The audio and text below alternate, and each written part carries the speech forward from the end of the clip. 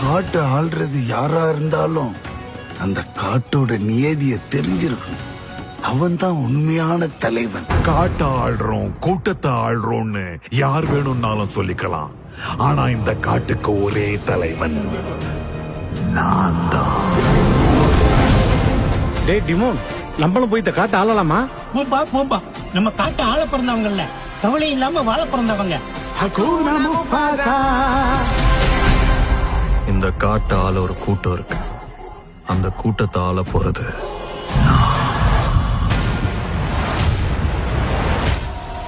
அவங்க தகுதிக்கு ஏத்த மாதிரி ஒரு பதவியை தேர்ந்தெடுக்கலாம்னு அவங்க நினைக்கலாம்.